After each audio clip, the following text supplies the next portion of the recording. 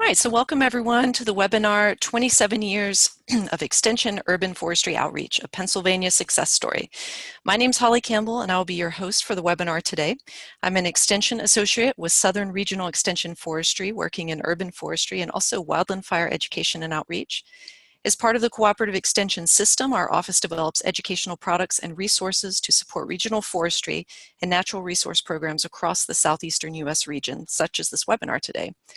Our website is sref.info if you'd like to learn more about what we do. And that our web link is here at the top of the screen, top right.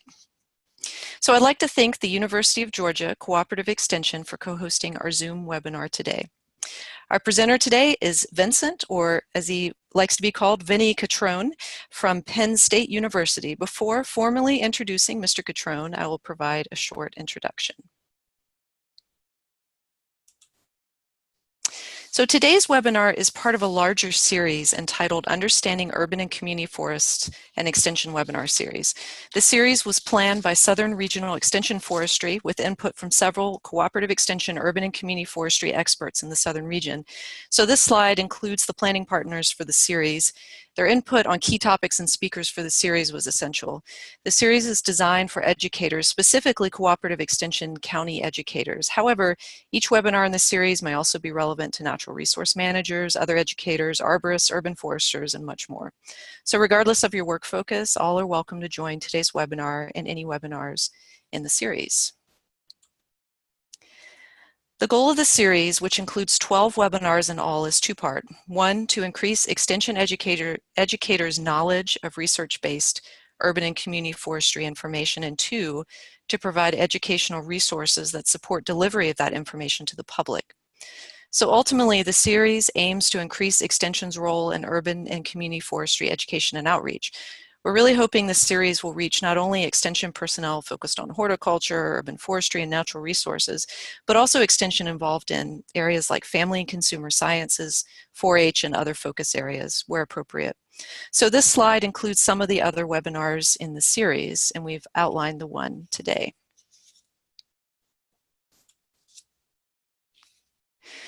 For those of you who are not familiar with the cooperative extension, the Smith-Lever Act formalized extension in 1914, establishing the U.S. Department of Agriculture's partnership with land-grant universities to apply research and provide non-formal agricultural education.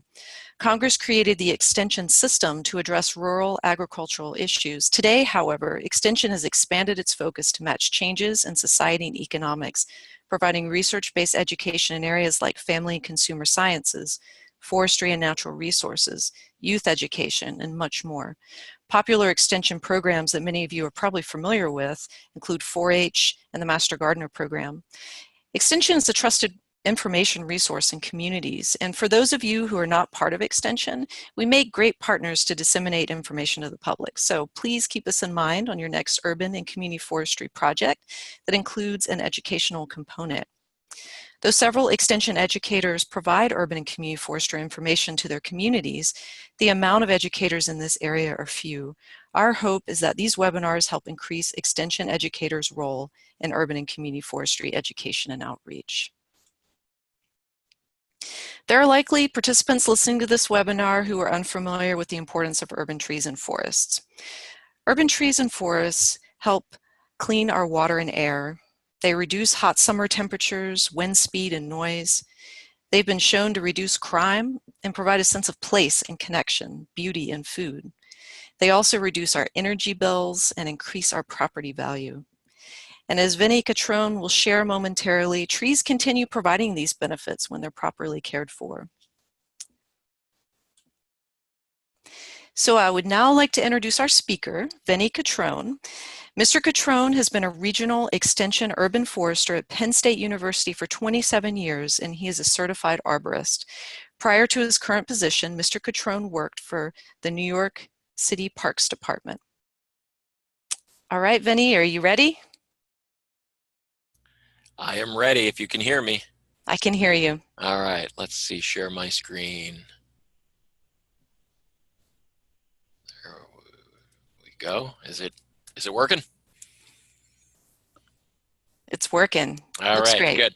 Looks good. All right.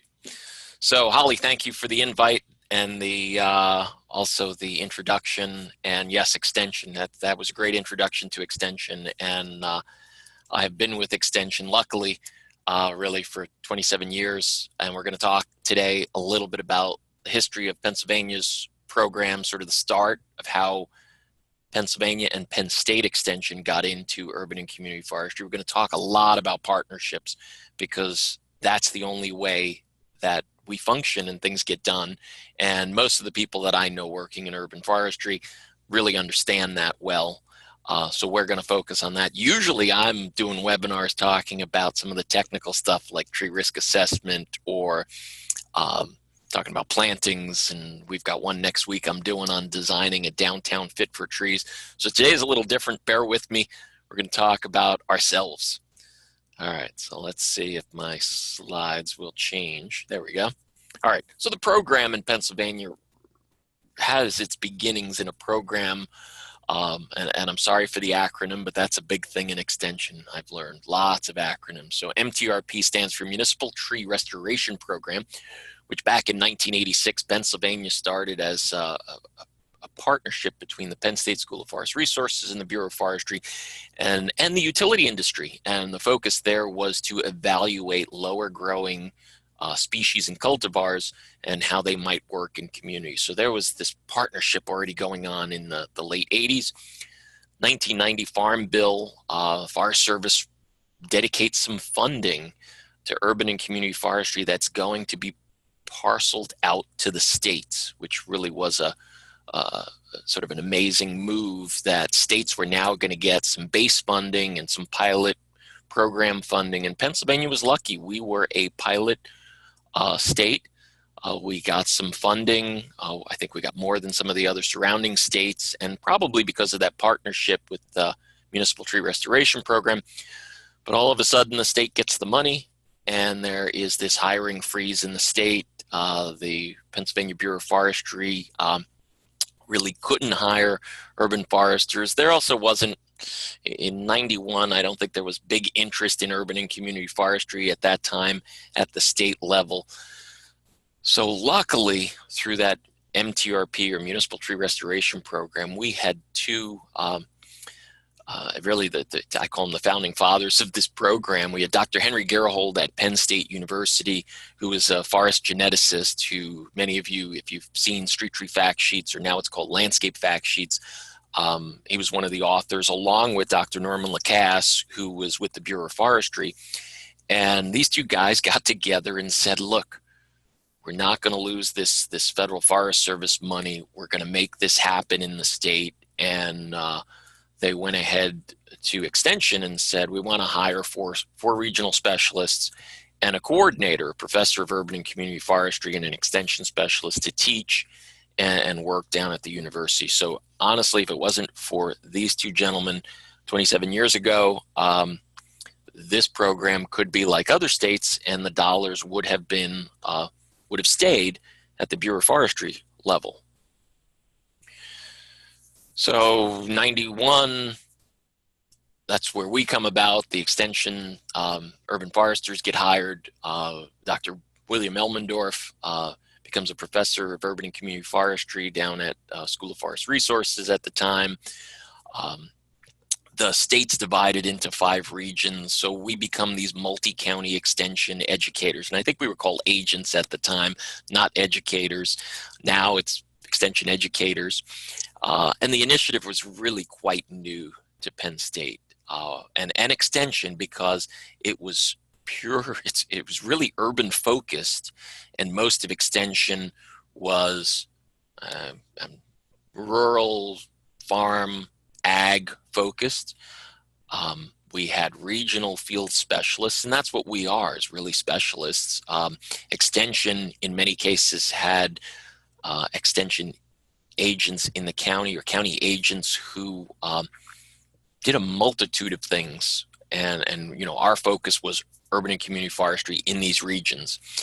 The other piece here was we were supervised and coordinated by the School of Forest Resources. So even though we were housed in extension, County extension directors weren't our immediate supervisor because we were working in these larger regions and working through this grant-funded program. This is the team as it is today. I sit up in the Northeast there. We'll talk a little bit about my region and some of the things we've done, but there's 5 of us across quite a large state. And I know, in some states there might just be one specialist, if that. We are quite lucky, but covering multiple counties through extension, we really rely on those other extension educators to partner with. We also rely on partnering with the service foresters through Bureau of Forestry because there's just too few of us to cover such a large state and as many municipalities are there as there are in the Commonwealth of Pennsylvania. So in 91, this partnership, this three-legged stool gets formed, so we've got Bureau of Forestry, we've got School of Forest Resources, and we've got Cooperative Extension working together on the outreach. Each state, through the USDA Forest Service funding, through the Farm Bill, each state was to form an advisory urban forestry council. And back in 91, Dr. Lacasse and the council, as we were forming this council, decided we really wanted to have a grants program to assist communities, even with small amounts of money. And the Urban Forestry Council became a 501c3 nonprofit, which really helped facilitate a lot of the things we were able to do in the state, especially administering grants in a cost-effective way. So we had this focus was really to build sustainable forestry programs and not just plant trees. This was not about let's give communities money to plant trees. We wanted them to form a tree commission. We wanted them to do an inventory. We wanted them to adopt ordinances. But the carrot on the stick was this grants program and also this technical assistance and having these teams that were able to go out and meet with communities. And in extension, you do a lot of nights, evenings, weekends. You meet when those community volunteers can meet with you. And we did a lot of community networking. We're going to talk more about that in just a bit. A little bit on Pennsylvania. We've got over 2,500 municipalities across the state. And because it's a commonwealth, that planning power is at the lowest level. So we've got a lot of townships, boroughs. Actually, we have one town, Bloomsburg, that's in my area. We've got some cities, and of course we've got counties. So this very sort of fragmented municipal landscape that we were dropped in to work with. So a lot of communities a lot of municipal subdivisions for us to either meet with or move along to get tree programs. And that's a lot of work for 5 people. So I'm going to talk a little bit about my area here. So I'm up in the Northeast, and every area of the state, every one of these regions was a little bit different. So if you go in the southeastern part of the state, high growth, high population, you've got the city of Philadelphia. My counterpart, Julianne, down there, always says she's got the most populous region, and that's true. She's got a big city that she's working with and several others. Up in the north, I've got this combination of these, a declining economic base in some of our cities that relied on coal mining many years ago. To the east, you've got the Poconos, which were growing, becoming a bedroom community for New York City. The rise of tourism. We've got population shifting. I'm working with, it varies, but almost about 200 communities. Some of them have very active shade tree commissions, and some of them don't have very formal programs. They're more township based. And then we also have lots of volunteer organizations that we work with. So just to talk a little bit about why I think this has been a good fit for extension, and then I want to get into some of the tips and the partnerships and the things that we've done. So, and Holly said this a moment ago, talking about extension. We really are this research-based, informational outreach component. Yes, we are a part of the College of Ag Sciences, but we are in the community. We build rapport. We're able to go out and meet with community leaders, and we are trusted for our unbiased information that we're providing them. We're helping communities make decisions. We're also able to adapt and modify our outreach efforts and our strategies by region. So something that may work in the Northeast may not work in the Philadelphia region or the Pittsburgh area. Okay, well, I call that agility. We're able to also change to any emerging issues that our regions sort of come up with or have to deal with. Extension has this network of county offices and educators. So what we immediately found was we had this ability to go out and put on workshops across the state and partner with the county educators, whether it be to find a site, a park, other horticultural educators, to work with master gardeners. So this network already existed.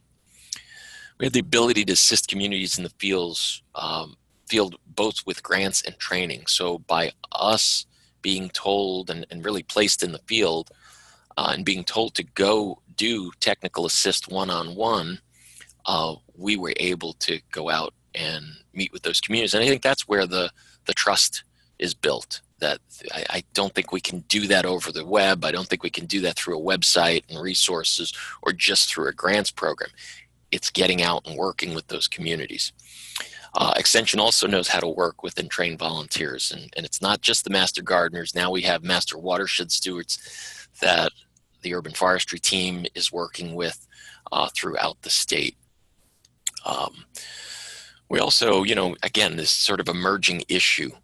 So we've been doing work with the green industry and arborist certification, which I believe in the early 90s, 93, became this national and international process. Prior to that, each chapter, regional chapter of ISA had their certification. So we got involved in that.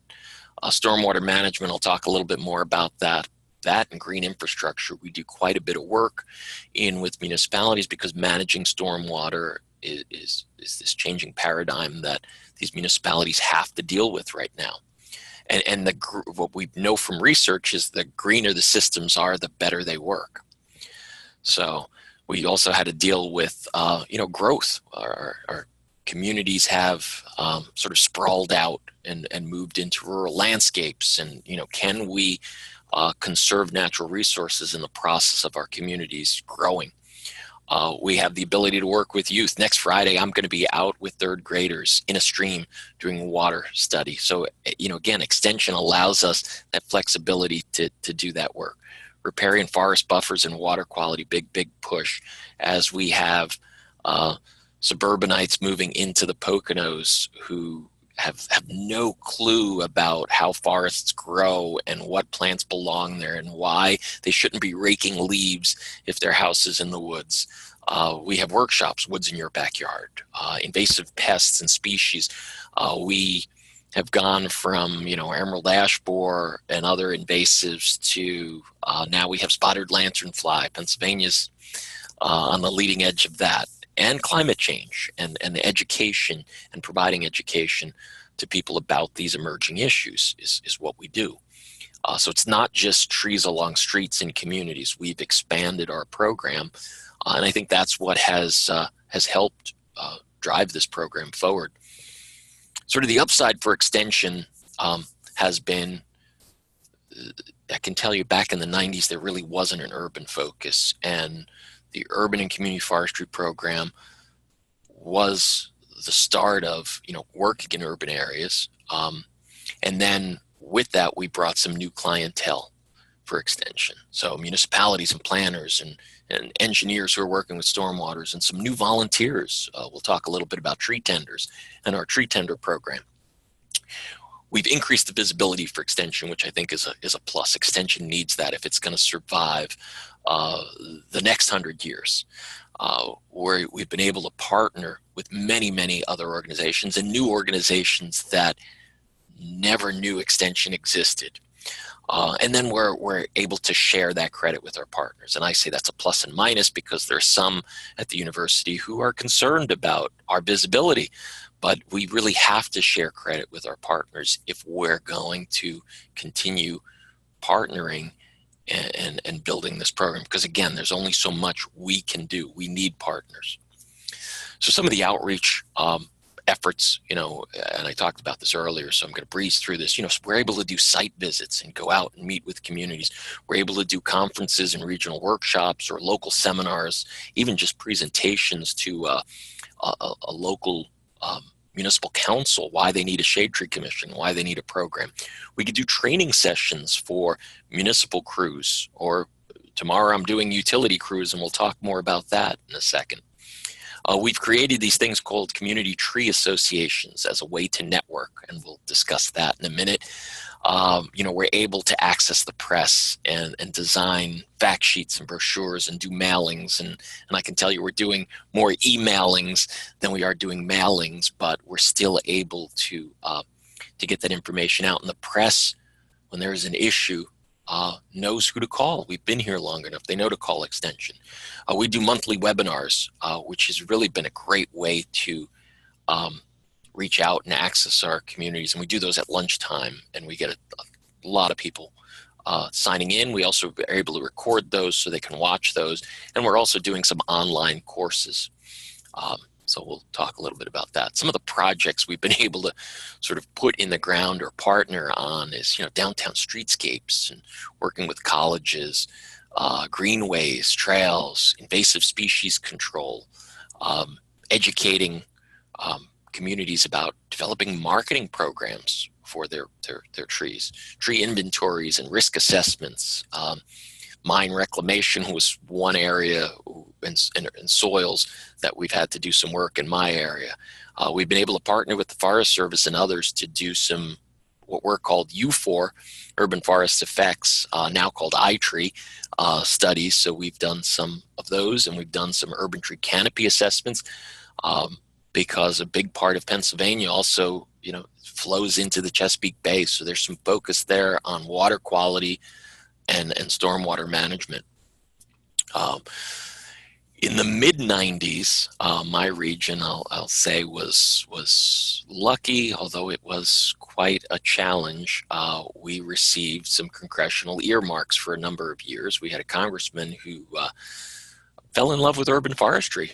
And with that, there was money from the Forest Service directed right to the Northeast. And you can just see from the numbers some of the things that we were able to do.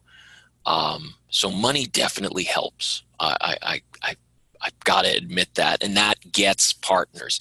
If you've got a bag full of money to do some projects, whether it be, grants, and you're focused on projects that are needed and deal with the issues in that region, really does work out quite well.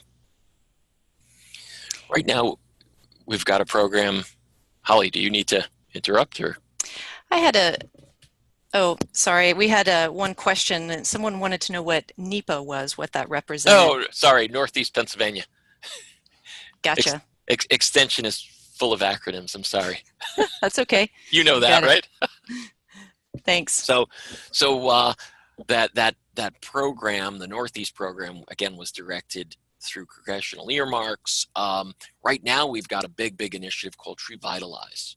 And Tree Vitalize was started because an urban tree canopy assessment was done for Philadelphia. And the secretary for DCNR, Department of Conservation and Natural Resources, read the report. And he was originally from Philadelphia. And he looked at that and said, wow, Philadelphia's lost trees. We really need to do something. Let's develop a partnership to work with communities to restore urban tree canopy. And that's where Tree Vitalize got started. I believe that was 2004, moved to Pittsburgh, has moved around statewide. So we are working with more and more partners under this umbrella of Tree Vitalize statewide. And we've got funding. So we're not necessarily relying on federal funding at this point. This is state dollars going into tree plantings, tree canopy assessments, inventories, and other management projects. So our program evolved, but those federal funds were so important in the beginning. And quite honestly, they still are important because that's what funds our outreach component. The extension program has been on soft funds for 27 years, and we continue to rely on those funds to keep this partnership together and keep outreach going. And those partners are vital. And what I would say to anybody is think outside the box and look for partners anywhere you possibly can. So it could be Rotary and Kiwanis. It might be a flood protection authority or engineering firms. It could be the utility companies. And you'll see when I talk about our tree topping campaign, the utilities were a big player in that. We see master gardeners, volunteers, garden clubs, environmental organizations, you name it, we will partner and work with. And they tend to keep coming back to us. So I wanted to talk a little bit about something we did 10 years into the program, and Dr. Elmendorf and I did a study. We did a survey of community tree programs, and we were trying to measure their sustainability. We know we had 10 years into this program. We had 5 years of this Forest Service funding in the Northeast. And we wanted to see what communities have accomplished and what they thought was important. What model of sustainability were they thinking that their program continues? So here were some of the, and it was a survey of municipalities, but then we also brought focus groups together to discuss.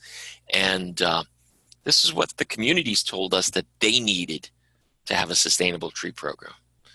An energized and devoted tree commission, dedicated, supportive, informed governing body, very, very important. Supportive residents, professional help. They needed the technical assistance is what they told us. They needed to educate their commissions and have available resources. They wanted management plans and mission statements. They wanted to learn how to, fundraise and yes, grants are important, but that was not the only thing they were interested in. This was about the support that they needed to consistently move their program forward. And one of the things they said was awards and celebrations. They wanted, as volunteers, they wanted pats on the back. They wanted to celebrate their accomplishments. So let's talk about, now I'm going to get into some of the sort of tips for the success of our program. And tip number one to me really is having a technical assistance team and being able to provide that on the ground to communities. If we can't do that, we just can't do it over the phone. We can't do it through the web. We need, as I showed you, there's just 5 of us. So we need to partner with the state service foresters, the Bureau of Forestry, and the conservation districts, and whoever else, maybe it's consultants, maybe it's DOT. But we put these teams together to help communities develop projects. That's key. We're not just gonna, do it alone.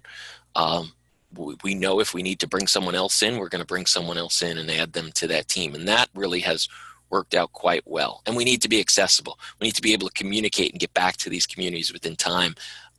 Otherwise, they're gonna move on or they're gonna give up. These are volunteers for the most part. Tip number 2 is networking.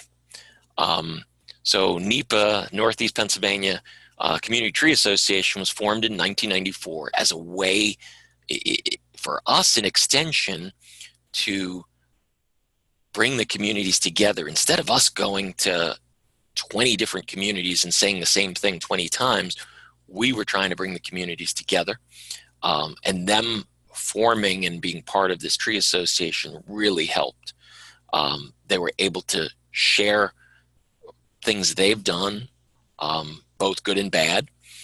They were able to learn from each other, not just ourselves. We were able to do summer tours, which really have worked out well. So we'll visit a community each summer, and they'll host a real pride booster for their community and their municipality, that other communities are coming in to learn from them. We have, of course, an email network. We work on grants together. We have nonprofit status underneath the council, and we're able to build advocacy for the program as a group instead of just this community going it alone and trying to figure out, well, how do I contract out tree work?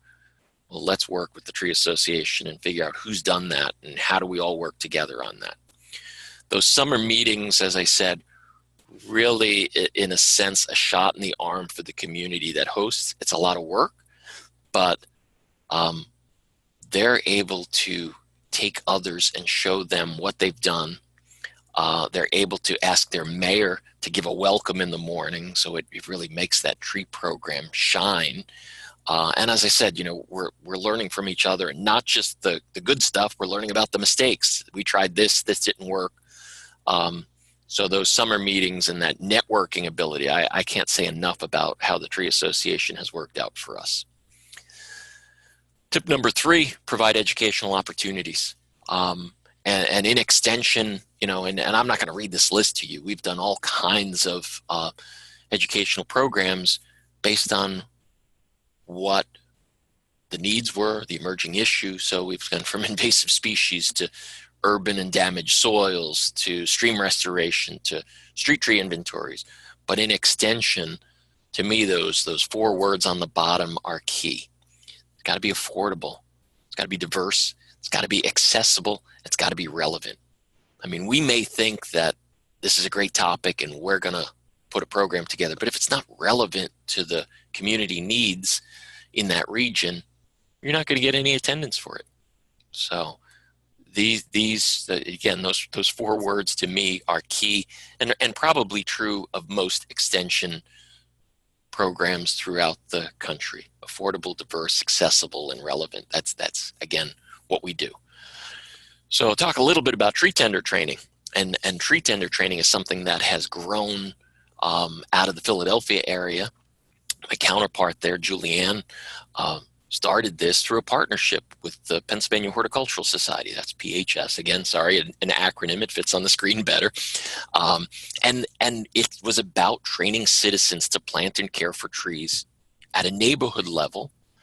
It's a 7-hour workshop. Can be done full day or over a period of evening meetings. They do that in Philadelphia. Now we've taken this and expanded it statewide.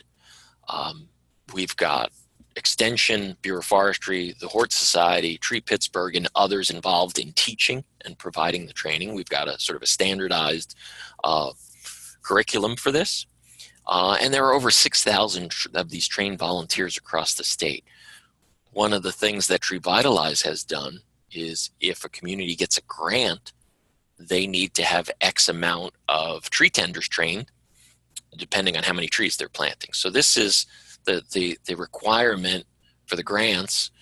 But what we're seeing is lots of people are taking tree tenders because they just want to learn more about trees, whether it's they're going to care for trees in their neighborhood or their backyard. But we also talk about organizing. Community organizing is important. So we're hoping to build shade tree commissions out of here, or just, again, volunteers that work with shade tree commissions to prune young trees or plant and water those newly planted trees. We're able now to and again, I'm talking to my screen right now. So through the beauty of online opportunities, we're able to offer online tree tenders. We've offered a community forestry short course that's worked out quite well. We've done a green infrastructure webinar series. I think that was back in 2015 that, boy, we got a ton of engineers signing up for that because we were offering professional development credits through it. So there's things we can do through the web, but it doesn't replace that building rapport in the community. So it has expanded our opportunities. It's saved us some travel. And again, I think it works. It can work. One of those things is, new things for expanding has been this stormwater outreach. And as I said earlier, reaching new audiences. So municipal officials and engineers, but not only them, it's residents and watershed associations and even the landscape industry, the green industry that is installing these new practices. We've also been able to go back and look at, so for the number of, we've planted almost 500,000 trees through the Tree Vitalize program to date. If we put that into iTree, our green plantings, our trees that we put out across the state are reducing stormwater by 1.5 billion gallons. And we put some dollars to that. So utilizing the tools we have, have helped share the impact of our state program. So here we are, tip number 4, utilize volunteers. Again, can't say enough about volunteers, whether it be, trained tree tenders or, young students who are out for the day pruning and planting. People want to volunteer. We just need to be better at organizing and asking, and also thanking them and asking them to come back. So it really has worked well for our communities. I would say, 90% of our trees that go in communities are being done by volunteers, are getting planted by volunteers. It's a great in-kind match for the grants. We can get some corporate sponsors. And it's not just about planting, it's long-term care. We create advocates in those communities. So these volunteers come out and plant maybe for a day, but they're more likely to show up at that council meeting and say, hey, the Shade Tree Commission is doing good things and they deserve to keep their budget, and don't cut their budget. Again, just pride and support for that program. So again, can't say enough about volunteers. We've been able to utilize volunteers for inventories over the years, and whether they be students in an AP environmental science class, or college students, or the Shade Tree Commission volunteers, we've been able to train them to collect data and help communities accomplish something that can be quite costly at that first level. Many of the smaller municipalities just don't have the money to go out and hire consultants. So if we can work with them and train volunteers, or maybe they pay a student intern who then trains volunteers and organizes this, we can really help move that community along with the tree inventory and move them towards a management plan. So now we're into tip number 5. It's really about saving money. As I said, these communities don't have a lot of money. So if we can create programs that help them through economies of scale, save money, and still get done successfully what they need to from a tree program standpoint, works quite well. So we have this multi-municipal bare root tree order that's been going on since 1999, I guess. Dr. Nina Bassick from Cornell was down at one of our tree association workshops in '98 and talked about going back to bare root, that moving trees bare root that were hydrogel dipped. They actually had more roots. They worked out well.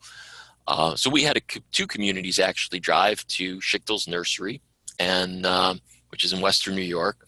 Bought trees that year, and we decided, hey, let's try this. Let's keep doing this and see if we can group the orders, get a refrigerated tractor trailer. Some years we've had 2 refrigerated tractor trailers. We do spring and fall plantings now. We do about 1,000 trees a year. Over 25 communities and organizations. We've even had DOT and some arborists and universities all take part in it. So we save money, and I'll show you how that boils down in just a second. The other thing is we've worked with communities to contract out tree work. So again, economies of scale, they're going to save money by working together, whether it be tree work or invasive species control. So that's been helpful. And again, having that technical assistance from us helps them pull this thing off. So our bare root trees, if you haven't planted a bare root tree, you really should. This is what we do lots of. We just put in probably about 500 of them back in late April. Very easy to handle, more roots. But the big thing is cost savings. So shipping costs, we get these things grouped, packaged in a tractor trailer. And most people think when we're talking bare roots, we're thinking little 1.5-foot sticks, whips. These are up to 2-inch caliper trees, nice big root system on them. We're shipping that tree for about $3 a tree. So it's prorated. So if a community orders 100, they're going to pay more versus the community that orders 10 or 20. And we've done some, cost estimates and looked at this and said, since '99, we've saved communities about $2 million. Had they gone to balled and burlap and had to used machinery and contract plant, would have just cost them a lot more money. The other nice thing about bare root trees, if you haven't planted bare roots, you see where the trunk flare is and proper depth to plant. But I digress. I don't want to go there in any technical terms today. Tip number 6, market. You got to market trees. The public is bombarded with so many messages out there.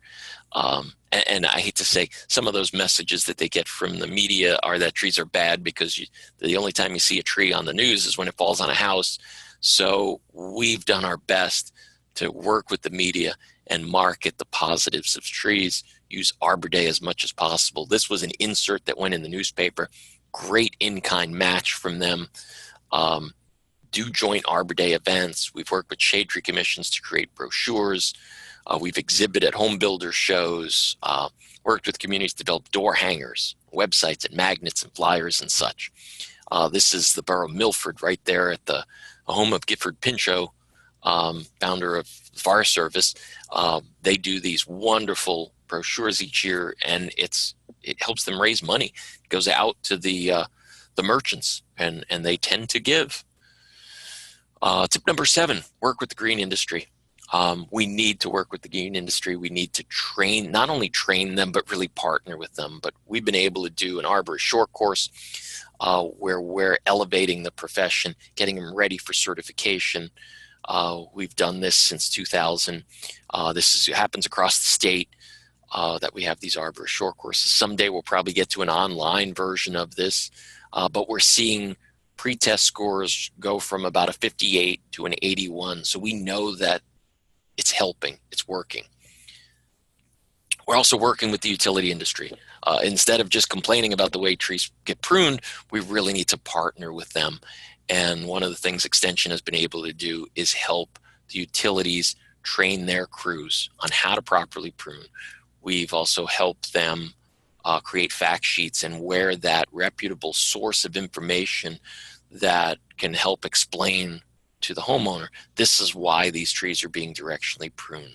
So we've trained several thousand utility crews over the years. Tomorrow I'll be in Lewisburg doing a training at 8 a.m. for utility and line clearance crews. And that really is, again, a great partnership with the green industry. There's a lot of work being done there. Tip number 8, find a common cause. And we did with tree topping. And we were able to hire an outside consultant, get some grant funds. And our outside consultant, Charlotte King, who's actually, I believe, in the Atlanta area, said we needed a positive message. It wasn't just don't top trees. It was think before you top, get the facts. We developed a whole marketing plan and subcommittees, developed major partnerships. I'll show you in just a second. We reached 1.4 million people through billing inserts. That number's probably greater than that because of TV and radio and emails and such. We launched this on Arbor Day 2006, and the website we created crashed due to traffic. That's because we were on the morning news talking about Arbor Day and why people need to think before they do this to their trees. We created a lot of useful materials that are now being used in other states across the country. So I think the think before you top, get the facts is out there elsewhere. And if anybody wants that, let me know.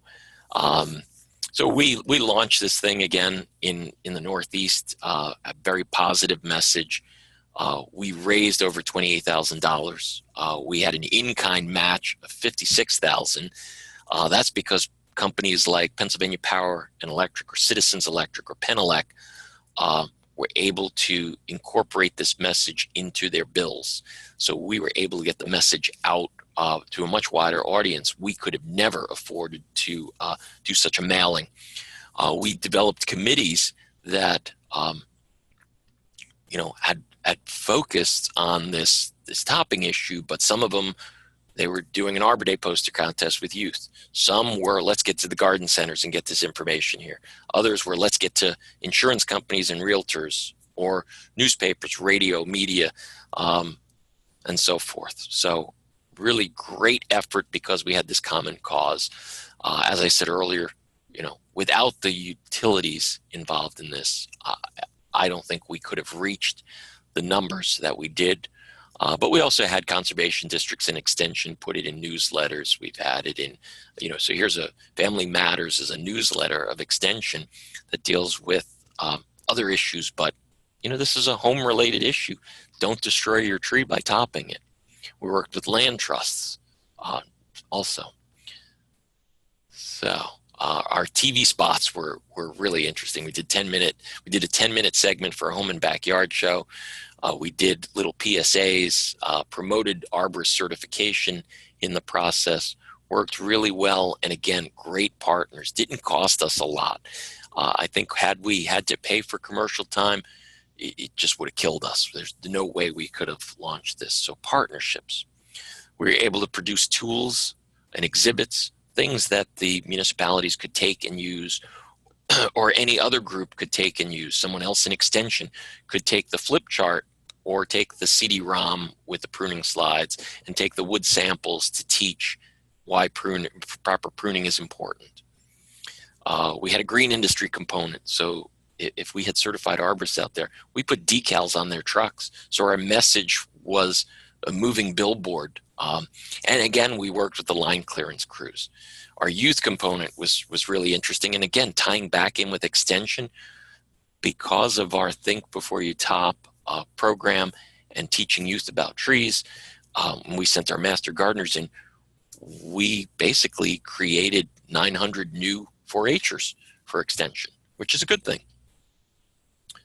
So tip number 9, involve and educate youth. Very, very important that we work with youth, whether it be through Earth Day, Arbor Day, these bare root tree planting efforts. We do a kids tree climb. We had a workshop for educators on Nature Explorer. The Arbor Day Foundation's program went great.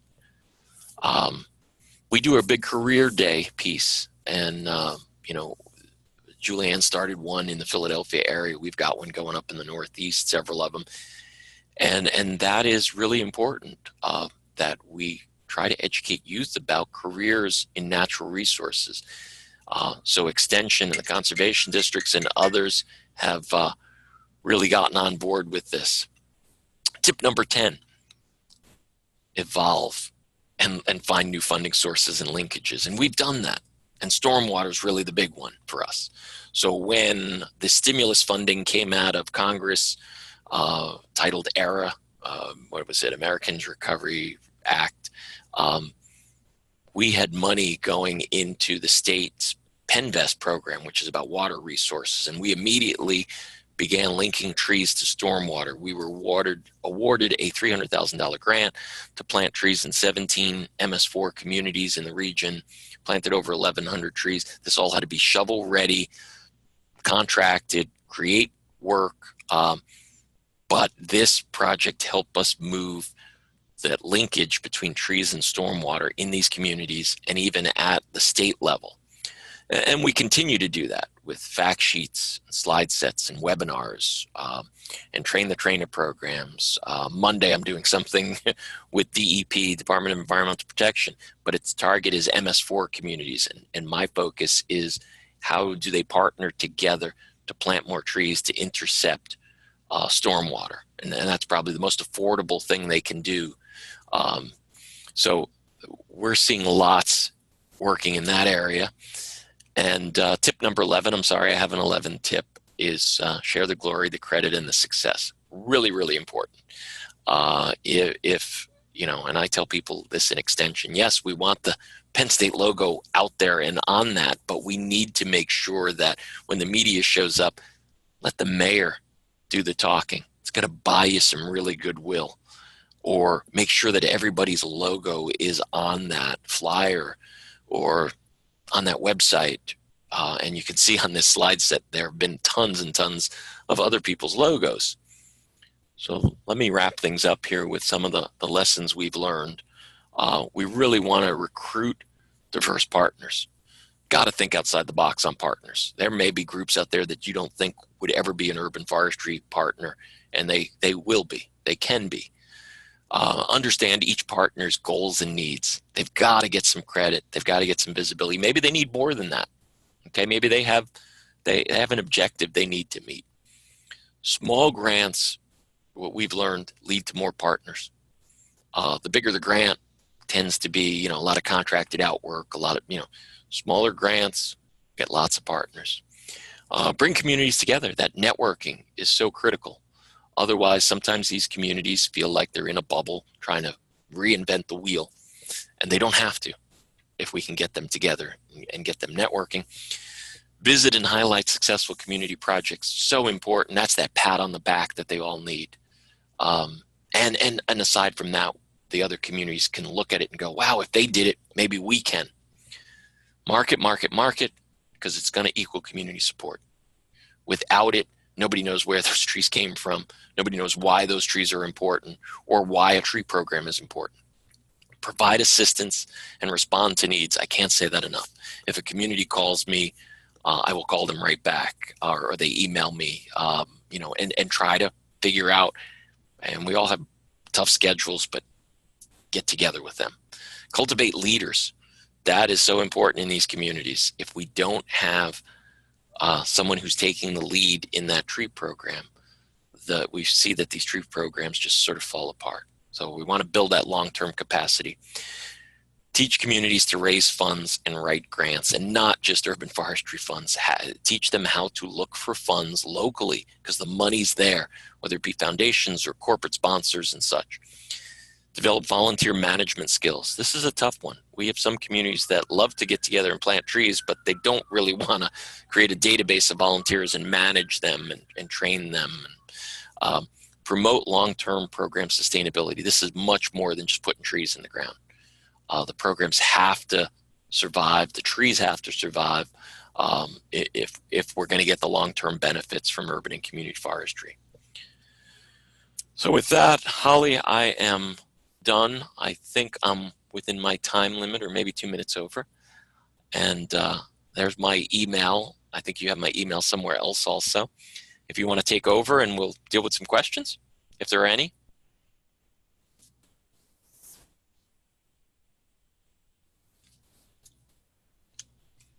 All right. Thank you so much, Rennie. That was an excellent overview. I am amazed at everything that you guys have done. I mean, it's unbelievable. It's inspiring. I was taking little notes as you were talking, like, oh, maybe we can do this in Georgia. So everyone, and I have to tell you, we steal from other states too. We see things that happen, and we may just change the name. We may give you some credit, and we'll take it on. So I understand. Sometimes it's hard to say that an idea is original. It's just all borrowed from each other. So everyone, we're going to use the remaining minutes now. If you would like to type some questions into the Q&A box, I can ask those. I will field those for Mr. Catrone. I'm going to provide an overview of, Vinny, can you see my screen here? Yep. Okay, so everyone, I'm going to be providing an overview of what's on the screen while you guys type some questions into the Q&A box. So again, if you joined later, our speaker was Vincent Catrone with Penn State University Extension, and his email address is here if you have any questions. He welcomes those.